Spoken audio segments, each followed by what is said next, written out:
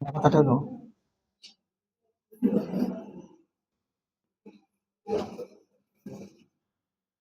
এরকম করে দিয়ে এরকম করে পেঁচানো যে কতগুলো ওগুলো দেওয়া যেত, কিন্তু এটা কঠিন আছে, এটাতে যাওয়া দরকার নাই।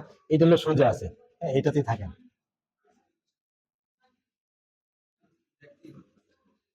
কানগুলোতে যেন গতি থাকে।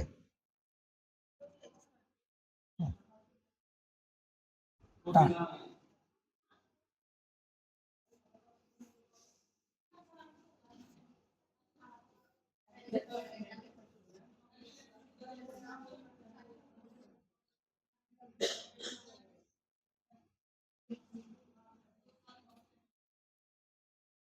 আরো ডিটেলস দেখাইলাম, এটা একই জিনিস, পাতাগুলো এভাবে ঘন করে দিলাম, কিন্তু কমটা এটাই, পেন্সিল থেকে ফ্রি ভাবে টানতে থাকবে।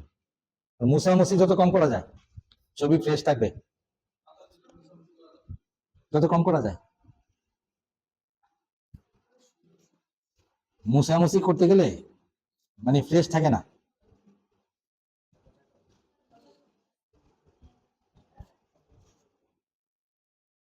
কারণ পেপার তো মুছামুছি করতে গেলে আঁশ উঠে যাবে।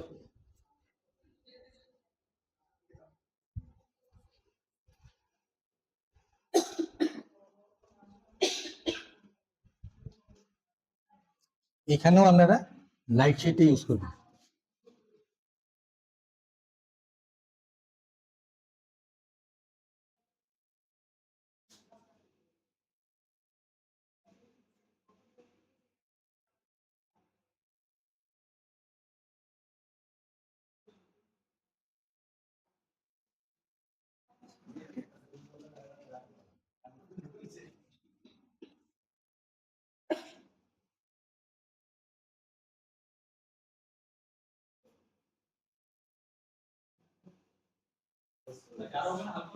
এক পাশে গাঢ়, এক পাশে হালকা।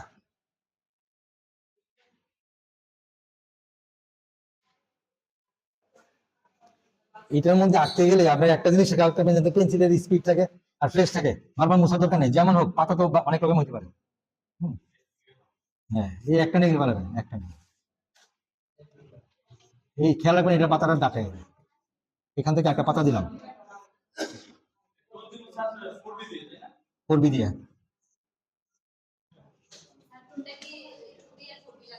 টুবি লাগবে না, করবি। সিক্স দিয়ে দিয়ে আমরা করি, কিন্তু কথা হলো যে আপনার ব্যালেন্স করতে পারতেন, এটা ময়লা যে বিষয়টা, বাইচান্স ভুলে রাবার ইউজ করবেন, পরে শেষ। যখন নিশ্চিত যে আমি এই রংটা ঠিক আছে, তাহলে ইউজ করতে পারেন। পেন্সিলের উপরে নিয়ন্ত্রণ আসলে করতে পারবেন, অসুবিধা নেই। ফোর বি কেন, সিক্স বি দিয়েও করতে পারেন। সিক্স বির উপরে আরেকটা আছে চারকোল, সাইডে গাঢ় লাল, কমলা, হলুদ।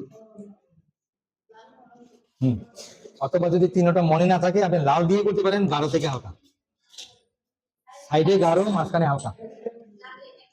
একটা রং দিয়েও করা যায়। এটা হলো যে উপস্থাপন করতেছে তার অভিব্যক্তি। আমি হলাম খুঁজবো গ্রামারটা। হ্যাঁ, হ্যাঁ, না না, ওই যে পেন্সিলটাকে ঘষা দিয়ে একটু ফ্লেট হয়ে যাবে না, তখন এটা দিয়ে হবে। এই শেডটা দেওয়ার সময় মোটা পেন্সিল, ফোর বি পেন্সিলে একটা পৃষ্ঠা থেকে ঘষা দিলে পেন্সিলটা ফ্লেট হয়ে গেল না, মানে কেউ বোঝা গেল না। ওই পেন্সিলটা না ঘুরাইয়া, পেন্সিল আবার ঘুরাইলে চেঞ্জ হয়ে যাবে, না ঘুরিয়ে একটু শেড দিলে হবে, পেন্সিলটা না ঘুরিয়ে এটা করলে হবে। তাহলে হার্ড লাইনে মানে চিকন দাগ আসবে না, সুন্দর করে মিশবে।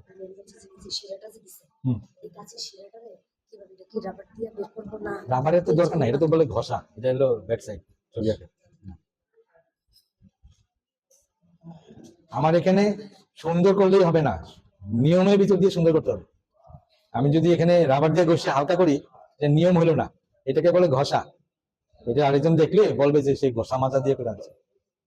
আমাকে আনতে হবে টোনের মাধ্যমে। এই যে ফার্স্ট টোন, সেকেন্ড টোন এরকম আছে।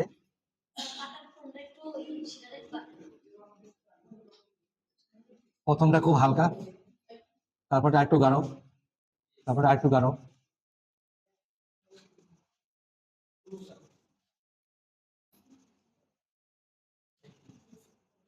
এটা হলো কালার গ্রেড। এগুলোর ধাপ অনেক উপরে, এগুলো প্র্যাকটিস করে কিন্তু এখানে আসতে হবে। তবে এগুলো আমরা এখন গেলে মাথা ঘুরে যাবো, আর আমরা সহজে যাতে ভালো নাম্বার পেতে পারি, আমরা ওদিকে থাকি। হ্যাঁ, এটা তো ধারণা দিয়ে রাখলাম আর কি, এটি পরীক্ষার পরে আবার প্র্যাকটিস করি।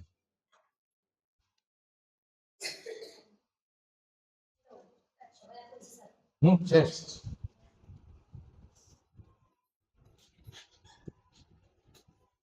এখন কি আছে জানি আর দৃশ্য না, একটা দৃশ্য